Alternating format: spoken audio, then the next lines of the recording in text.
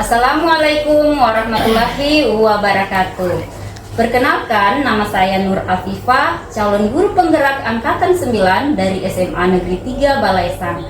Bapak Ibu guru hebat, di kesempatan kali ini saya akan melakukan praktek coaching dengan salah seorang teman saya yang merupakan guru hebat yang ada di SMA Negeri 3 Balaisang, yang insya Allah nanti, insya Allah Ibu Titi ya, di bulan Maret nanti ini insya Allah tidak ada halangan, itu akan mengikuti pelaksanaan pendidikan guru penggerak juga. Nah, untuk itu saya coba menyapa dulu nih teman saya. Assalamualaikum warahmatullahi wabarakatuh, Ibu Dian. Waalaikumsalam. Bagaimana kabarnya siang ini? Alhamdulillah baik. Kayak kelihatan batuk-batuk, Ibu. Kurang sehat juga ya? Seperti biasa.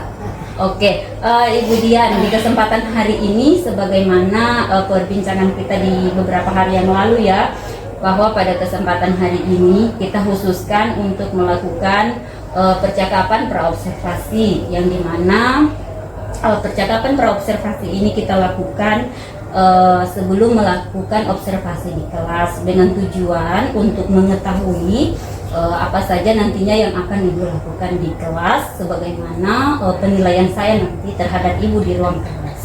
Saya akan mengajukan nih beberapa pertanyaan Ibu sebelum kita melakukan observasi di ruang kelas.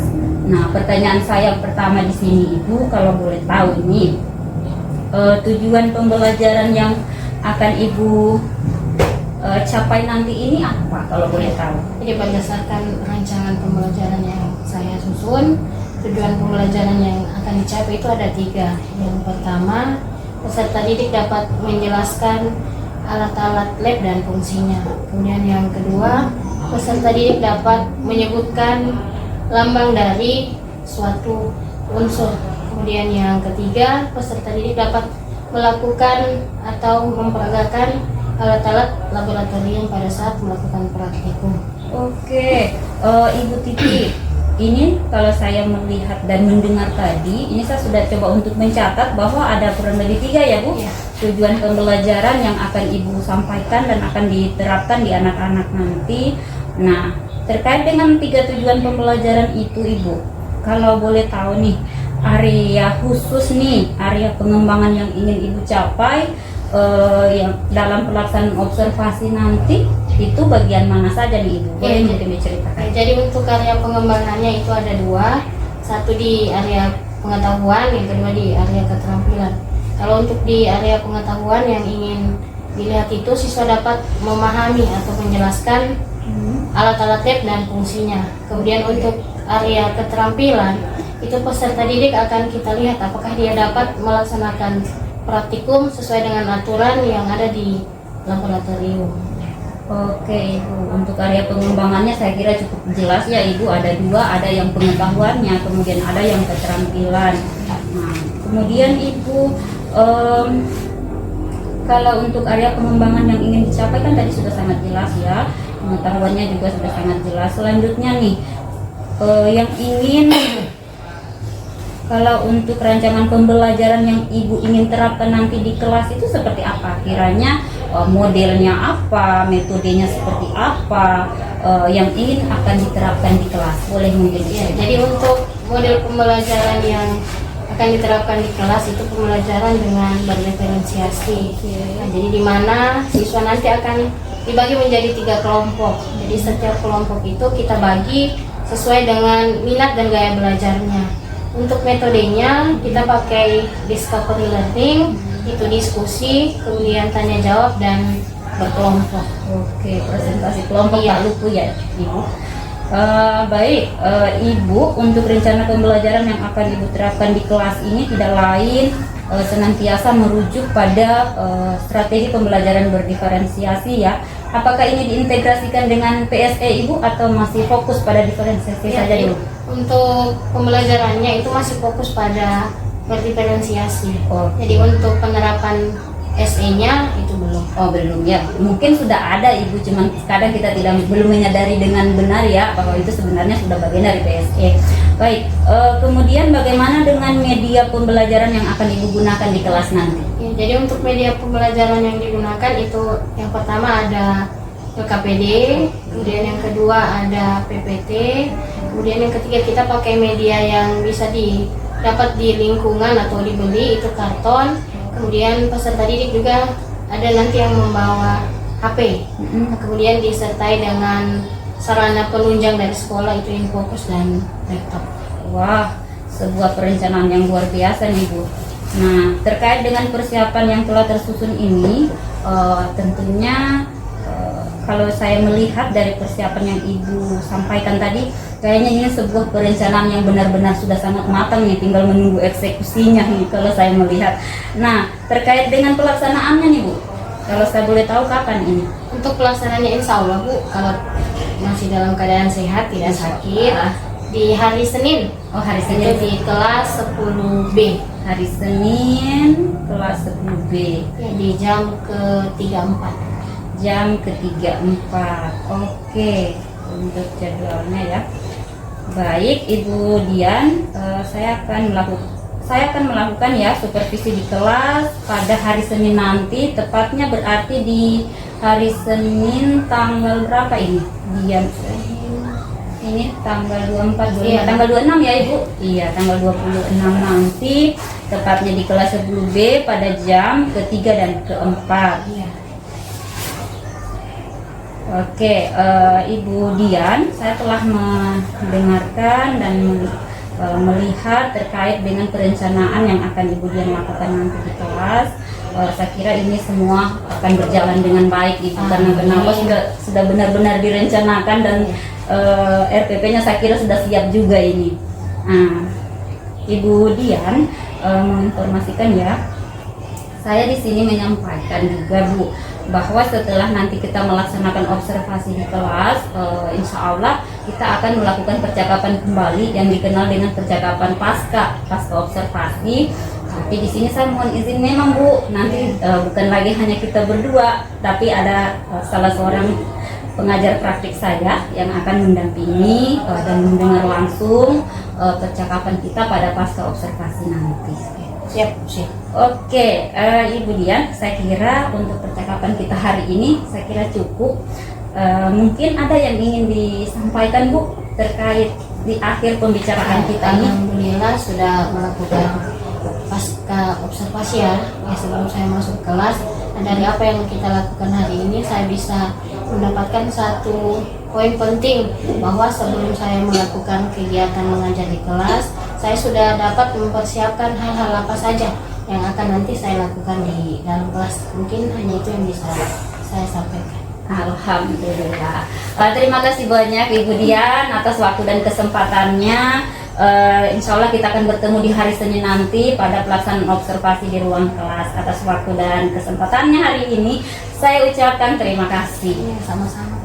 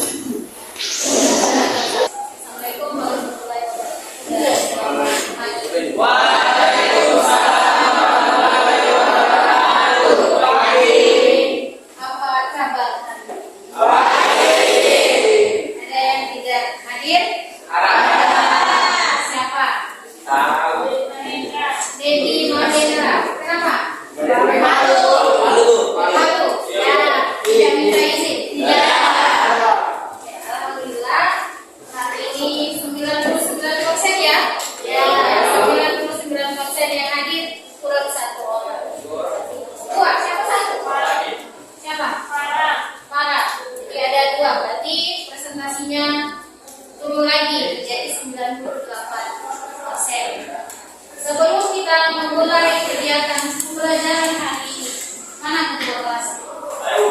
Rama, boleh dipimpin doanya. Silakan. Teman-teman, sebelum kita belajar, mari kita berdoa menurut keyakinan kita masing-masing. Berdoa dimulai.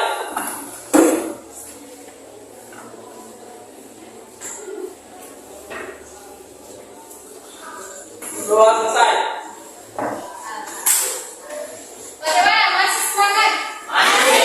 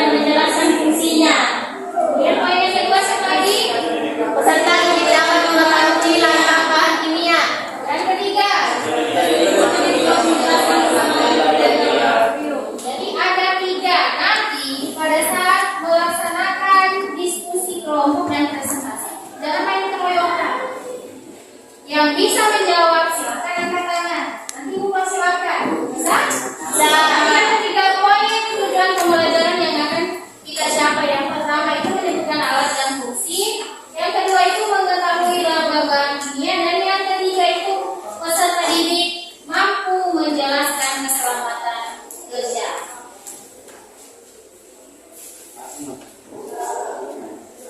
Mari simak video berikut ini. Ada video yang akan ditampilkan. Diperhatikan baik-baik apa yang menjadi bahan dari video tersebut.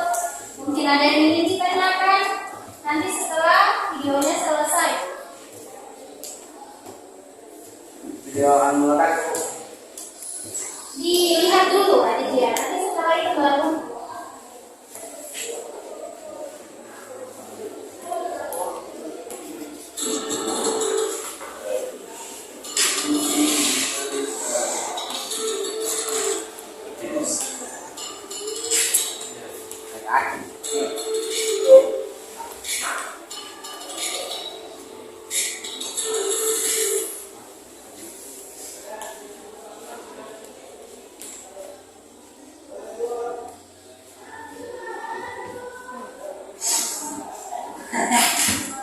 Aku baik.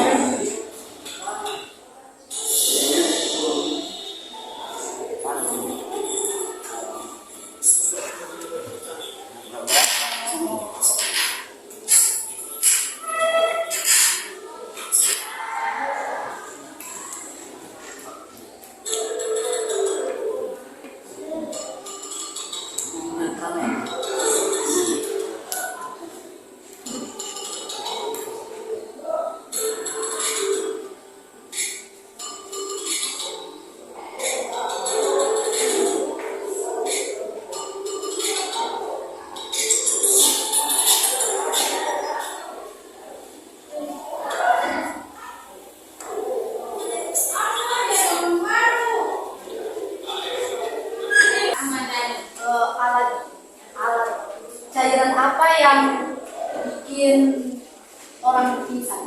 Ada cairan saja yang membuat seorang praktikan itu pingsan. Kira-kira ada yang tahu tidak? Itu cairan apa? Tidak. Cairan apa? Cairan apa? Ada yang sekali? Hah? Apa? Racun kodok. Sudah pernah lihat racun kodok? Belum pernah. Yang lain kira-kira itu cairan apa? Cairan apa? Cairan apa yang bisa membuat seseorang pingsan? Apa kira-kira? Cairan gas. Sudah cairan, gas lagi. Nanti ada dua wujudnya. Ada dua wujud di dalam. Kira-kira cairan apa yang kalian ketahui? Kita keluar dari konteks video ya. Apa? Kalau pingsan apa yang dilakukan? Silakan ya. Pertolongan pertama itu yaitu dengan detak jantungnya. Nah, kedua itu memeriksa nadinya, Bu.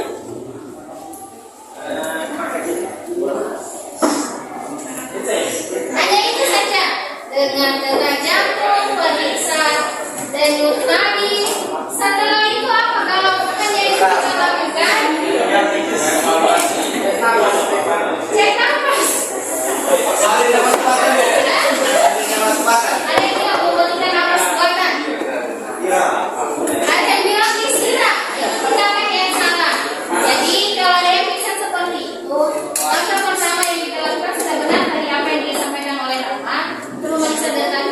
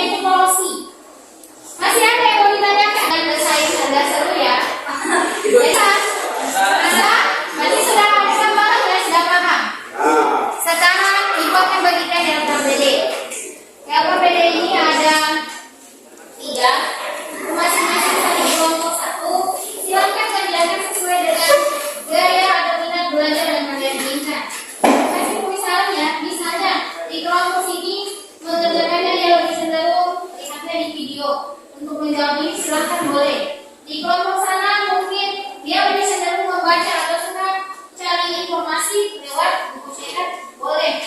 Di sini mungkin menggunakan artikel atau mengkombinasikan antara buku dengan HP itu juga bisa. Jadi silahkan dikerjakan LKPD ini, kemudian nanti akan dipresentasikan masing-masing kelompok dengan gaya presentasi yang berbeda pula, disesuaikan dengan gaya kelompok dan minat dari masing-masing kelompok. Mungkin ada yang langsung baca atau mungkin ada yang mau menyanyi dengan mempresentasikan diri dengan cara menyanyi, atau mungkin ada yang menulis di kertas kemudian menempel di papan tulis, silakan. Itu disesuaikan dengan kemauan atau gaya minat yang Anda minat. Bisa? Bisa. Di kelompok 1, di kelompok 2, dan di kelompok 3.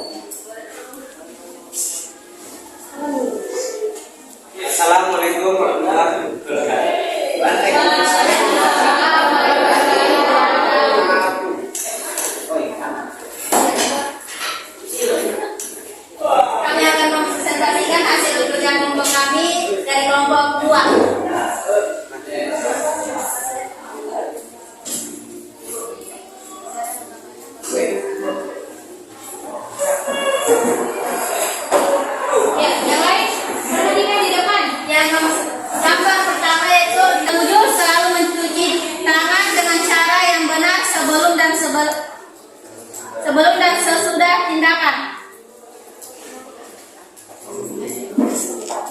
Akan membacakan bagaimana cara penanganan yang harus dilakukan saat terjadi kecelakaan di laboratorium.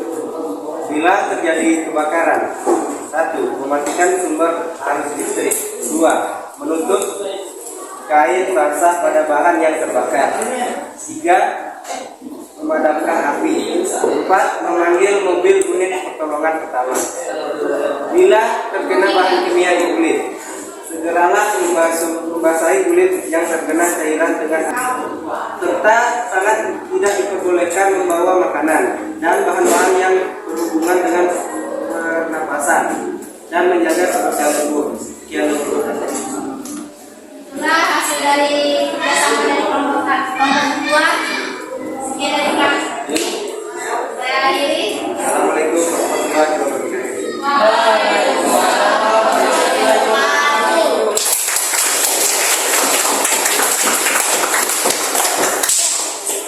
Kelompok lagi yang mau maju. Kelompok 3, ayo maju. Kelompok 2 lagi teman-teman ayo. Yang kelompok lagi. Assalamualaikum warahmatullahi wabarakatuh. Waalaikumsalam warahmatullahi wabarakatuh. Di sini saya dengan teman saya akan membacakan hasil diskusi dari kelompok kami. Ya, saya akan membacakan data dan alat-alat yang tersedia di laboratorium. Gambar pertama yaitu tabung reaksi. Fungsinya dapat mereaksikan bahan kimia dalam skala kecil. Dan gambar kedua, gelas kimia atau beker. Fungsinya menampung dan mencampur bahan kimia.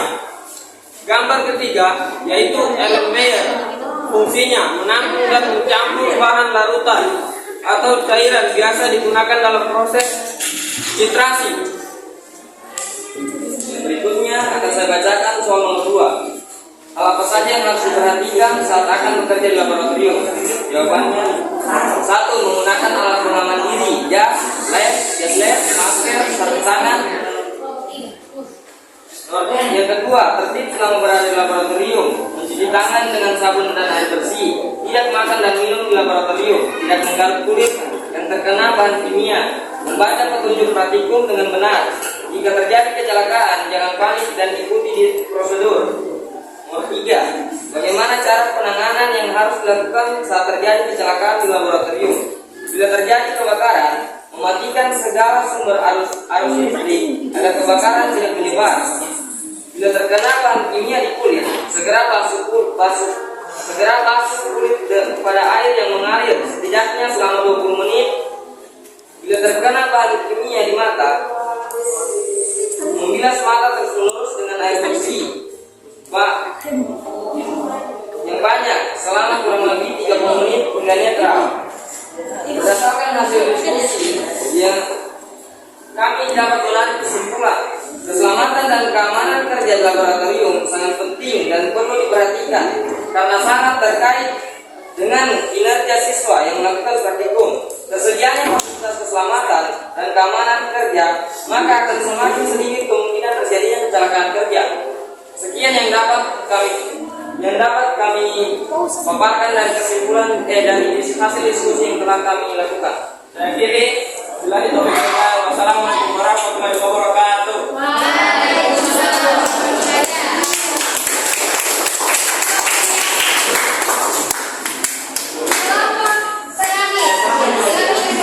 Assalamualaikum warahmatullahi wabarakatuh.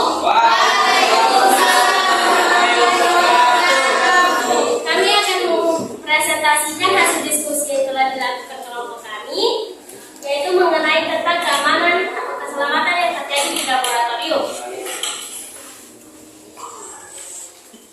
Pada bagian satu yaitu gambar, yaitu yang menggambarkan gelas kimia atau gelas beker yang berfungsi sebagai tempat mereaksikan menampung bahan kimia berupa larutan, padatan, pasta ataupun tepung, tempat melarutkan bahan. Pada bagian satu nomor 3 yaitu fungsinya adalah menampung atau mencampur bahan larutan atau cairan biasa digunakan dalam proses titrasi. Pada bagian 2, hal apa yang harus diperhatikan saat akan bekerja di laboratorium, yaitu 1. Menggunakan alat pengaman diri seperti jas, lab, masker, sarung tangan, dan gloves. Untuk wanita yang memiliki rambut panjang, harap mengikat rambutnya. Dilarang makan dan minum di laboratorium. Selalu memperhatikan langkah kerja praktikum. Selalu berhati-hati ketika mengambil alat atau bahan ketika melakukan percobaan. Jangan mencium zat kimia secara langsung. Cara membauinya adalah membiaskan tangan ke mulut tabung. Jika hendak memasukkan tabung reaksi, arahkan mulut tabung reaksi tersebut menjauhi wajah. Bagaimana cara penanganan yang harus dilakukan saat terjadi kecelakaan di laboratorium? Bila terjadi kebakaran, penanganan yang harus dilakukan adalah mematikan segala sumber listrik kebakaran agar tidak terjebak. Menutup bagian terbakar dengan lap kain basah. Menggunakan ADAR yang sesuai dengan sumber kebakaran untuk memadamkan api. Yang kedua, bila terkena bahan kimia di kulit, segera basuh kulit yang terkontaminasi dengan air. Yang ketiga, bila terkena bahan kimia di mata, segera membilas mata terus-menerus dengan air bersih yang banyak selama lebih kurang 30 menit hingga netral. Baik, kesimpulan dari presentasi kami ini ialah kita dapat mengetahui lebih banyak tentang hal-hal yang boleh dan tidak boleh dilakukan saat berada di dalam laboratorium dan bagaimana cara penanganan yang baik ketika terjadi kecelakaan dalam lab atau laboratorium. Sekian presentasi dari kelompok 1, kami ucapkan terima kasih. Yang bisa kita ambil, yang pertama dari kelompok sini tadi ada di tentang hal-hal apa saja yang perlu atau tidak perlu dilakukan dalam kegiatan praktikum. 1, untuk wanita tidak boleh mengurai rambut. Itu poin yang baru kita dapat. Kemudian di kelompok sini juga tadi ya ada poin baru, itu mengenai ibu lupa tapi ada tadi yang ini tidak mengganggu kulit apabila terkena cairan atau bahan kimia. Itu adalah poin tambahan yang secara umum harus kita lakukan ketika kita masuk ke dalam laboratorium. Apa yang dipresentasikan dari tiga kelompok itu sudah cukup bagus dan luar biasa, karena di setiap kelompok itu sudah mulai aktif ya, tapi masih ada 1-2 siswa yang masih vakum dan hanya melihat temannya ketika berdiskusi. Di pertemuan selanjutnya yang sudah baik ditingkatkan, yang belum baik perlu peningkatan lagi. Sebelum kita akhiri pembelajaran hari ini, Ibu ada tugas. Tugasnya adalah silakan lakukan satu percobaan. Entah itu dilakukan di laboratorium, di lingkungan luar, ataupun di dalam satu tempat misalnya di rumah, dan dibuat dalam bentuk video. Videonya itu boleh 1, apakah dia hanya sekedar audio saja. Yang kedua, apakah dia dibuat dalam bentuk poster nanti hasil dari percobaan yang dilakukan, atau dalam bentuk audio visual. Itu dikumpulkan minggu depan ya. Jadi ingin lihat pengaplikasian dari apa yang hari ini kita pelajari. Bisa? Bisa. Ya. Tugas kelompok. Dalam bicara tentang praktikum, alangkah bagusnya dilakukan secara berkelompok. Bisa? Ya. Jadi sebelum kita tutup, siapa yang bisa menyimpulkan dari 3 tujuan pembelajaran yang tadi ditampilkan di papan tulis? Yang pertama itu tentang alat-alat laboratorium. Ada yang bisa? Kelompok 3? Bisa? Kelompok 2? Apa yang bisa kalian simpulkan dari apa yang kita pelajari hari ini? Atau kelompok 1?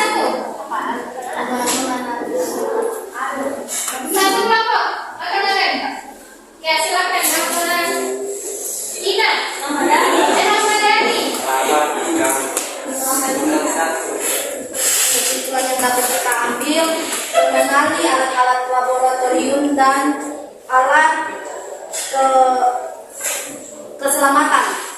keselamatan kerja dalam laboratorium. Keselamatan kerja dalam laboratorium. Kelompok 1 kita dapat bisa hari ini, yaitu kita dapat mengetahui gambar, nama alat dan fungsi dari alat laboratorium tersebut. Dapat mengetahui nama, gambar dan fungsi. Kelompok terakhir, Pak Syarif. Kemudian fasilitas keselamatan dan keamanan kerja maka akan semakin sedikit kemungkinan terjadinya kecelakaan. Jadi adanya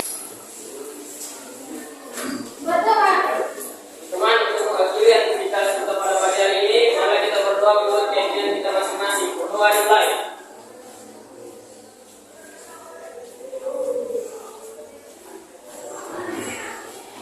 Doa selesai. kegiatan hari ini kita tutup dengan istilah wabillahi taufiq wal hidayah. Assalamualaikum warahmatullahi wabarakatuh. Dan jangan lupa tetap semangat belajar. Assalamualaikum warahmatullahi wabarakatuh. Bertemu lagi dengan saya Nur Afifah, calon guru penggerak angkatan 9 dari SMA Negeri 3 Balaisang, Kabupaten Donggala. Pada kesempatan hari ini saya akan melakukan percakapan pasca observasi di ruang kelas. Dan hari ini saya masih ditemani oleh Ibu Titi Hardianti SPD GR, kemudian Bapak Pengajar Praktik Bapak Masrin SPD. Baik, saya menyapa dulu dua orang Bapak Ibu yang hadir bersama saya pada kesempatan hari ini. Assalamualaikum warahmatullahi wabarakatuh, Pak. Assalamualaikum warahmatullahi wabarakatuh, Ibu. Bagaimana kabarnya hari ini, Bapak Ibu? Alhamdulillah baik. Alhamdulillah. Semua sehat, Bapak Ibu? Sehat. Alhamdulillah. Pertama-tama terima kasih banyak ini Bapak Ibu atas waktunya, telah bersedia untuk hadir memenuhi kegiatan percakapan pasca observasi yang telah dilakukan pada pekan kemarin ya Ibu. Iya, baik Ibu. Di kegiatan hari ini, sebagaimana informasi saya sebelumnya bahwa hari ini saya akan melakukan percakapan pasca observasi dengan Ibu. Tidak lain tujuan dari kegiatan ini untuk mengetahui sejauh mana keberhasilan dari kegiatan yang kita lakukan di ruang kelas pada pekan kemarin. Nah, Ibu Titi, ada beberapa pertanyaan terkait dengan kegiatan hari ini yang saya akan ajukan. Iya, yang pertama Ibu Titi, kalau boleh tahu nih, bagaimana perasaannya setelah kemarin melakukan kegiatan observasi di ruang kelas? Ya, jadi untuk perasaan yang saya rasakan itu campur aduk, Bu. Ada tegang, kemudian deg-degan, dan sedikit tertantang dalam melakukan kegiatan mengajar pada saat diobservasi, karena itu adalah hal pertama yang saya rasakan ketika ada salah satu calon guru penggerak itu melakukan observasi di dalam kelas. Wah, padahal harus biasa saja. Iya. Ibu, boleh diceritakan kembali untuk area pengembangan yang kemarin dilakukan di ruang kelas itu berpusat di bagian mana saja, kemudian seperti apa langkah-langkah pembelajaran serta model pembelajaran yang Ibu telah terapkan di ruang kelas tersebut. Ya, jadi untuk area pengembangan itu ada dua, satu di pengetahuan, kemudian yang kedua itu di bagian keterampilan. Kemudian untuk langkah-langkahnya, pertama saya memetakan peserta didik berdasarkan gaya belajar dan minat belajarnya. Jadi setelah dipetakan anak-anak atau peserta didik saya bentuk berdasarkan kelompok dari hasil pemetaan. Kemudian setelah terbentuk kelompoknya pada saat kegiatan belajar mengajar, saya memberikan satu tugas dalam bentuk LKPD. Jadi di dalam LKPD itu ada soal yang harus mereka selesaikan. Oke, ternyata setelah kita melakukan observasi kemarin, bisa dibilang Ibu ya sudah sesuai ya dengan rancangan awal. Nah Ibu, kalau boleh tahu nih, dari kegiatan observasi yang Ibu lakukan di kelas dalam pelaksanaan pembelajaran tersebut, kalau dia dipresentasikan atau diurutkan ke dalam angka dari angka 1 sampai ke angka 10, kiranya ada di posisi keberapa nih keberhasilan yang kemarin dilakukan? Ya, untuk penilaian kalau dari saya pribadi itu mungkin di 9,8. Kenapa? Karena masih ada siswa yang kurang aktif dalam kegiatan belajar mengajar atau dalam kegiatan menyelesaikan tugas di kelompok masing-masing. Oke, ternyata masih ada juga Ibu ya anak-anak yang ibaratnya maunya ikut saja di pembelajaran itu, tapi untuk berperan aktif di dalam itu masih ada yang sebagian tidak begitu terlihat ya. Oke, Ibu boleh diceritakan mungkin terkait dengan kendala, ada tidak Ibu yang Ibu temui kendala dalam pelaksanaan observasi pembelajaran di ruang kelas kemarin? Ya, jadi pada saat kegiatan observasi kemarin di awal pembelajaran itu suasananya masih sedikit ini masih bagus atau masih kondisional. Tetapi pada saat masuk di kegiatan diskusi kelompok itu ada 1-2 orang siswa yang ketika teman kelompoknya itu melakukan diskusi mengerjakan soal, dia hanya sibuk sendiri, tidak tahu apa yang dia lakukan. Ada yang keluar masuk, ketika ditanya tidak ada alasan juga, mungkin motivasinya. Baik Ibu, ternyata kendalanya mungkin hampir semua Bapak Ibu guru ya temui kendala hal yang serupa dengan yang Ibu dapatkan di pembelajaran kemarin.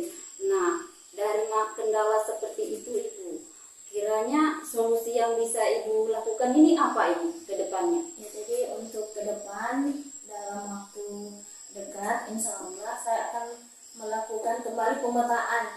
Mungkin dalam pemetaan sebelumnya ada penempatan siswa yang tidak tepat pada gaya belajar atau minat belajarnya. Jadi ke depan pada saat proses kegiatan belajar mengajar saya akan melakukan pemetaan kembali dan menyesuaikan kembali siswa-siswa tersebut pada minat dan gaya belajar yang mereka inginkan. Oke, saya kira sebuah perencanaan yang baik Bu ya, karena memang benar Bu ya, sebagai seorang pendidik tentunya kita berusaha untuk memberikan yang terbaik ya untuk anak didik kita.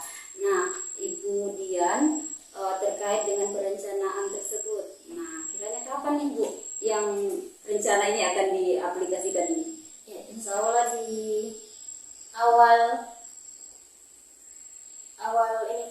masuk belajar setelah libur puasa nanti kan akan ada supervisi kelas. Nah, jadi sebelum melakukan supervisi kelas untuk kegiatan yang lain, saya akan melakukan kembali pemetaan kepada kelas yang akan dilakukan supervisi supaya ke depan nanti pada saat kegiatan belajar mengajar siswanya akan lebih terarah, termotivasi dan semua bisa ikut aktif dalam kegiatan tersebut.